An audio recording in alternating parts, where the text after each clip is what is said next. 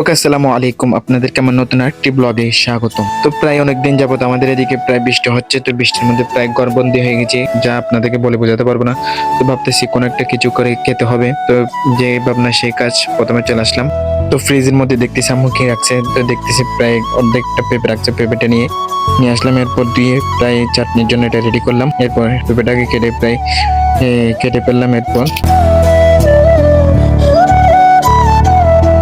চাটনির জন্য রেডি করলাম। তারপর একটু হালকা করে লবণ দিয়ে দিলাম। এরপর একটু করে আপনার গুঁড়ি মরিচ দিয়ে দিলাম। এরপর হাত থেকে কিছু গুপ্তধন বের করে সাথে মিশিয়ে নিলাম। এরপর এগুলো সবগুলোকে একসাথে মিক্স করে আমাদের চাটনি রেডি করে ফেললাম।